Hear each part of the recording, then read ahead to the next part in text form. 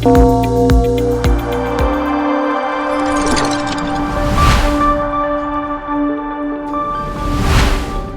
Business today रे आजिर मुख्य खबर।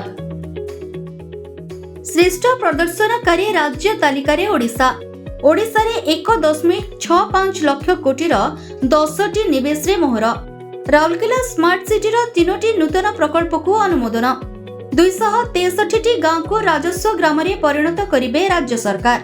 छात्र छात्रींकर विकास और उत्तम भविष्य गठन पई राज्य सरकार मध्याह्न भोजन रे खर्च करिवे 570.71 कोटी। आर्थिक स्तर में श्रेष्ठ प्रदर्शन करुथिबा राज्य गुड़िकर तालिका जारी होइथिबा बेले श्रेष्ठ 4टी राज्य भितरे रहिछि ओडिशा। गुजरात, कर्नाटक और महाराष्ट्र सहित ओडिशा आउट परफॉर्मर वर्ग में रहिथिबा बेले 15टी राज्य को नहीं प्रस्तुत करा जायथिबा एही रिपोर्ट को केयर वेज रेटिंग्स पक्षरु जारी करा जायछि। राजस्व आयर 60-80% हेउछि राज्य राजस्व टिकस।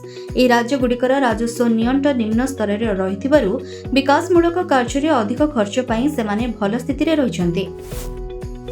मुख्यमंत्री माझीक अध्यक्षतार अनुष्ठित उच्चस्तरीय मंजूरी कर्तृपक्षों बैठक में 1,65,303 कोटी टंकार 10टी निवेश प्रस्ताव को अनुमोदन प्रदान करा जायछि।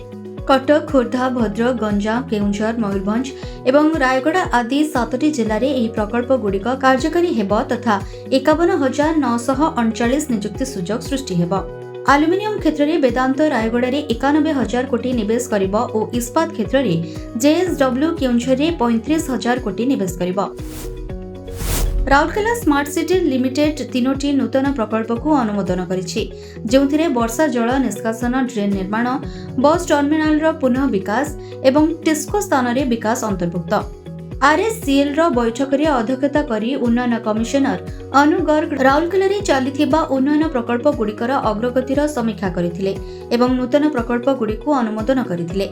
यह व्यतीत राउरकेला 1 प्रकल्प अधीन रे समन्वित कमांड एंड कंट्रोल सेंटर एवं आदिवासी संग्रहालय जोन सुधा समाप्त हेबो बोली सूचना मिलिछि।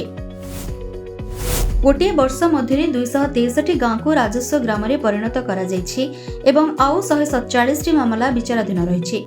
राजस्व मंत्री सुरेश पुजारी कहिसेंति राजस्व बोर्ड एपर्यंत 1053टी गांव को राजस्व ग्राम भाव में परिवर्तन करबा पई अनुमोदन करिछि। विचाराधीन 147टी गांव संपर्क में खूब शीघ्र निष्पत्ति नियाजिबो बोली मंत्री सूचना प्रदान करिसेंति। नवम और दशम श्रेणी पिलांकु भी मिलिबो मध्याह्न भोजन। एने गणशिक्षा विभाग पक्षरु निर्देशनामा जारी होइछि। पूर्वरु अष्टम श्रेणी पर्यंत पिलामानंकु मध्याह्न भोजन दिया जाउथिला। वर्तमान मुख्यमंत्री पोषण योजना रे राज्य सरकार खर्च करिवे 570.71 कोटी टंका। It's all of your business. Business breaking.